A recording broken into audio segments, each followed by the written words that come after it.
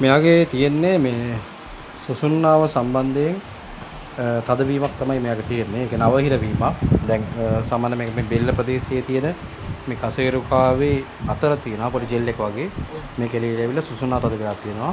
ඊට අමතරව මේ පිට මැද හරියෙන් සහ තුනටිය ප්‍රදේශයේ මේ තැන් තුනින්ම මෙයාගේ ස්නායු වල තෙරපීමක් ඇති වෙලා තියෙනවා. දැන් සාමාන්‍යයෙන් මේ වගේ රෝගී තත්ත්වයක් හැදෙන්නේ කාලයක් තිස්සේ එක මිරියවම වැඩ කරන ඒවා වෙන්න පුළුවන්. සාමාන්‍යයෙන් වාහන එලවන එක වෙන්න පුළුවන්. උස් ආසන වල ඉන්න එක වෙන්න පුළුවන්. ඊට අමතරව සාමාන්‍යයෙන් මුහුරට බරක් උස්සපු එකක් වෙන්න පුළුවන්. නැතිනම් සාමාන්‍යයෙන් රියානතුරක් හරි මොකක් හරි හදිසි අනතුරක් මොකක් හරි වුණොත් මේ වගේ තත්ත්වයක් මුහුණ දෙන්න පුළුවන්.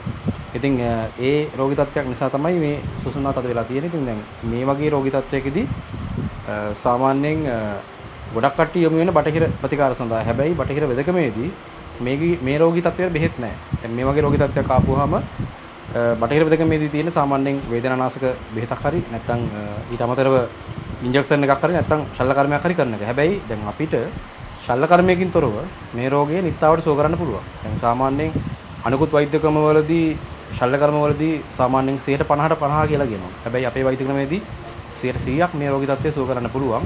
දැන් මෙයාගේ මේ බෙල්ල ආශ්‍රිතව කසේරුකා තුනක මෙයාගේ තදවීමක් තිබුණා. ඉතින් ඒක තමයි අපි දැන් බෙහෙත් පත්තු බැඳලා තෙල් සාත්තු කරලා ඒ අවශ්‍ය කැල්සියම් එක දිය කරලා ඉවරලා තෙල් සාත්තු කරන ගමන් හරියාකාරව ඒ ස්ථානයන් වලට හරි විදිහට ඒ ජෙල් එක දාන්නේ. ඉතින් එහෙම දාලා තමයි අපි මේක හදන්නේ. දැන් සාමාන්‍යයෙන් මේ රෝගී තත්ත්වය දැනට ලංකාවේ සහ ලෝකයේ ඕනම කෙනෙක්ගේ තියෙනවා. උගල කියන සාමාන්‍යයෙන් අපි 3 දෙනෙක් ගත්තොත් එක්කෙනෙක්ගේ මේ රෝගී තත්ත්වය තියෙනවා.